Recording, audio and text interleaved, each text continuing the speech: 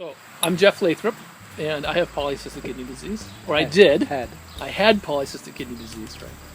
I'm Steve Montgomery, and I don't have polycystic kidney disease. Well, how do we know each other? We went to college together. We've known each other for 23 years. At Messiah College. Messiah College. Yep. And then after college, we both did campus ministry together for the Coalition for Christian Outreach.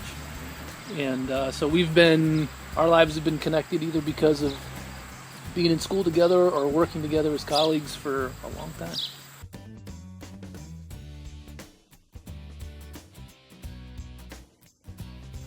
In November of 2012, I was at 20% kidney function. By February of the following year, 2013, I was at 10% kidney function. And my nephrologist said, we need to make a decision about dialysis. And so we chose the hemo route. So then I was on hemodialysis for about 6 months. And then I had a transplant on the 15th of July.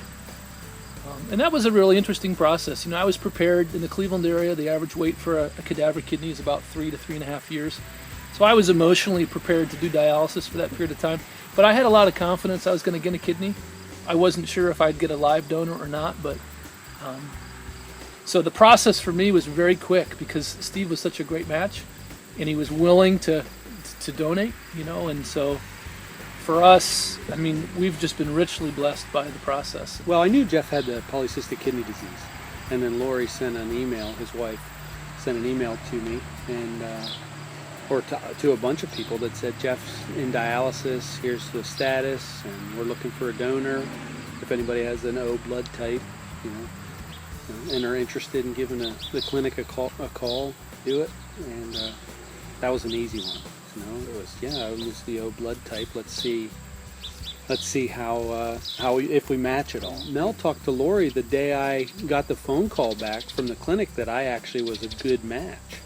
Lori called here about something else, and Mel said, "Hey, just by the way, Steve got off the phone about a half hour ago with the Cleveland Clinic." And the truth of this whole process is that Steve has pursued me more than I've pursued him. You'd think that I would be the one that would have to solicit my friends to do me a favor and give me a kidney. In the moment that Steve knew that he was O positive, and then once he knew that he was a good match, he's pursued me harder in the whole process. He just called me and said, "We're doing it." And I've not had to prompt him or promise him that I'll do something special for him, he's just pursued the whole process, and I just think that's incredible. It's been very humbling and overwhelming, and I think one of the real gifts in this whole process is that I've had to learn to receive from Steve, which I'm usually the giver and not the one that receives, but I've had to learn to receive, and it's been really the sweet spot of this whole experience is learning to receive from not only Steve, but from my community as they've cared for my family through this process.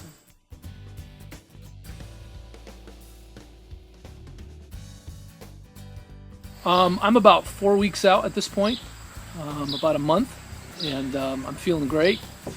I have some healing yet on my incision, but for the most part, I'm doing fantastic. Yeah. Steve's kidney is just a total champ.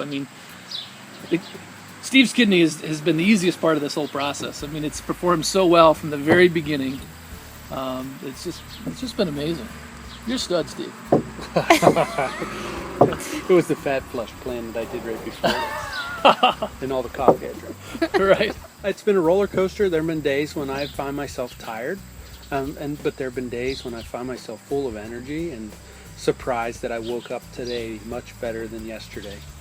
I let myself in on the pain meds initially, liberally, at the recommendation of a few other people that had donated, that I talked to, and that I think really helped me because I came out of the process just, okay, I can do this one step at a time. And knowing that he was going through it was fun to connect on a regular basis on the phone and just say, are you aching here? What are you hurting here? And he's going, yeah. And I'm like, okay, good. That's normal, And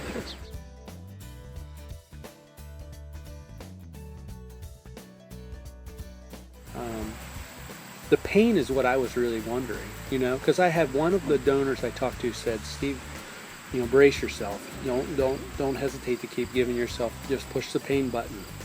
Give yourself more meds. And it wasn't. And then I had another donor who was 62 when he donated. And he said to me, it's a lot less than you anticipate it's going to be. I was pleasantly surprised. And so I kind of found myself in the middle of those two at the end. And but I didn't know what to expect, you know.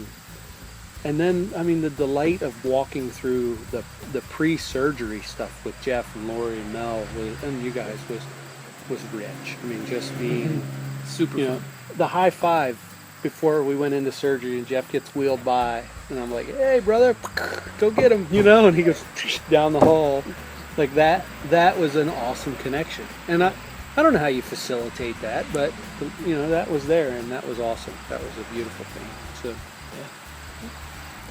So one of my concerns, and we talked openly about this, was just, you know, what if? But my life has been such a gift. You know, working in campus ministry and being on the receiving end of people supporting our ministries for years, I've been carried along by the Lord, and so the opportunity to give, even at the cost of the what ifs. You know, what if I'm not healthy coming out of this? What if I don't make it out of this? First of all, if I don't make it out, I won't know. You know, I'll be the one on the good side of that. But we talked openly about that. But Mel was behind it from the beginning, just because she sensed that the Lord was moving this stuff together, and I was right with her about that. But then talked to Jeff a bit about that too, saying, hey, you know, if I don't, you know, if this is an unbelievable gift, I don't ever want this. It's a gift to both of us, not just to him. Really? You know, that if something were to happen with him or with me in this process, you know, it doesn't negate the process and it doesn't negate the gift. And so I wasn't ever really afraid of that as much as, and mostly because of the opportunity to talk about it. But that reality was there.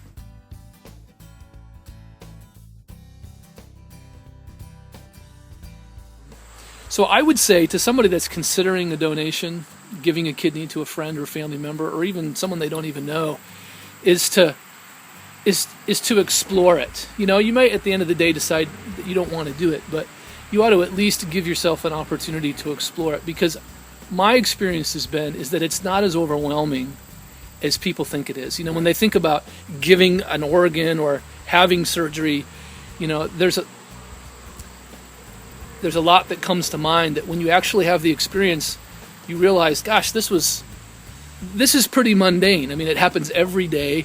The statistics are incredibly good as far as it being a safe procedure. And so I think the more that people expose themselves to the process of kidney donation, the less overwhelming the surgery and the recovery seems.